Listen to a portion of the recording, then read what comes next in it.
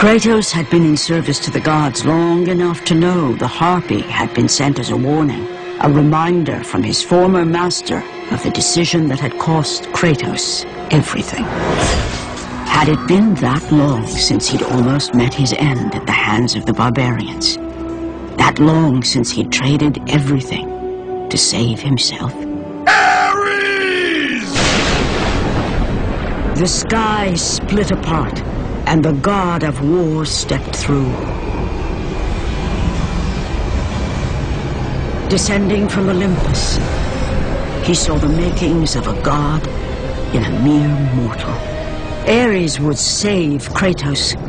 He would turn him into the perfect warrior, his servant on Earth. Only a simple pledge of loyalty was required. My life is yours, Ares. From this day, I shall carry forth your will. And his fate was sealed. As promised, Ares rescued his new disciple, bringing forth the power of a god, destroying those who would slaughter Kratos and his men.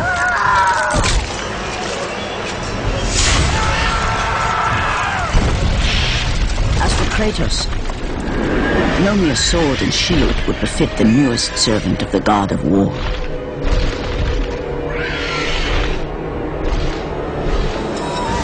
The blades of chaos, forged in the foulest depths of Hades.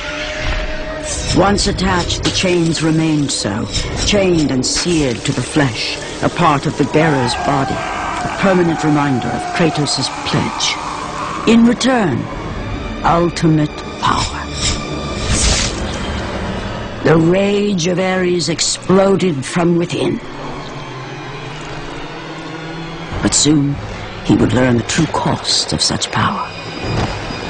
A cost too high even for Kratos to pay. Wretched beast!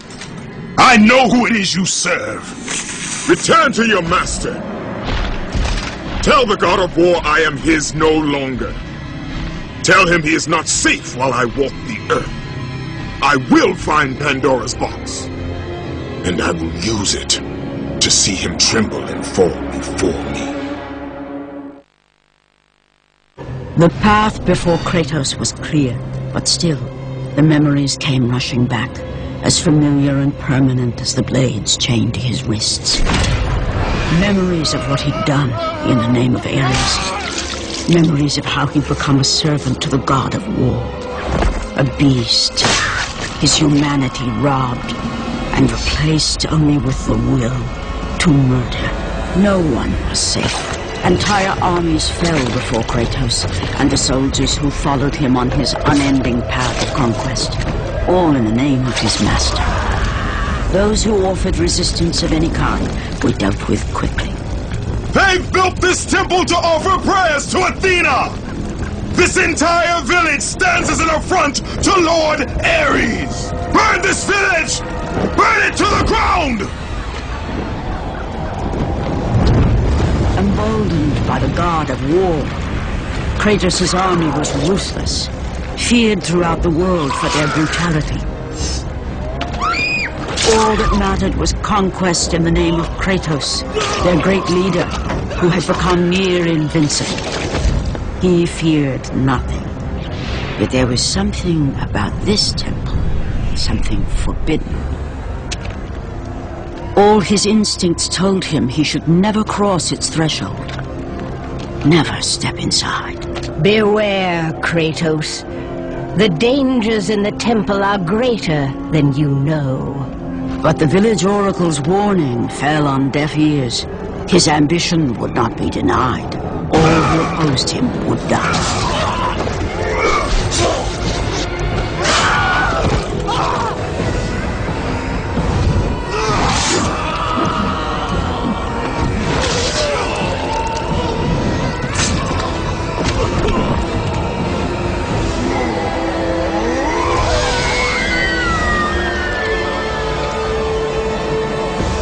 In that instant, the glory he had reveled in, turned to horror.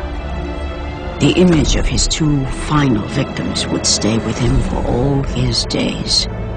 With that act, Kratos knew he could no longer serve his master. He had but one calling now, the death of Ares. He would murder the god of war. Ares, you will die for what you did that night. After 1,000 years, Pandora's box was at last freed of its confines. Kratos had found the means to destroy the god of war. Far away in Athens, Ares knew Kratos had succeeded in his quest. So, little Spartan, you've recovered Zeus's precious box, but you will not live long enough to see it opened. I will see to that. Goodbye, Spartan. You will rot in the depths of Hades for all eternity. As the life began to leave Kratos, his thoughts returned to that fateful night. Even in death, the memories, the visions would not fade. For how could he forget spilling the blood of his own family? A cruel trick orchestrated by the god of war. My wife, my child, how? They were left in Sparta.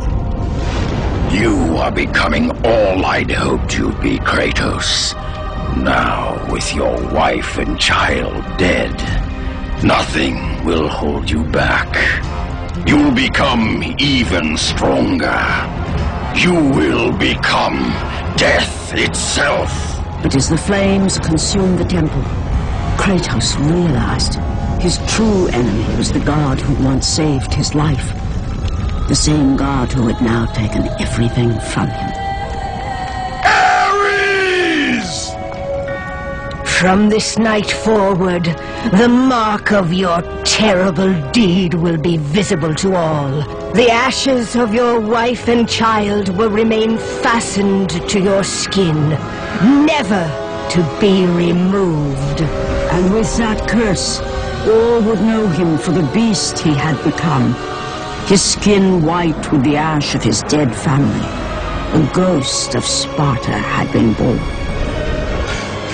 In the end, in death, he had failed.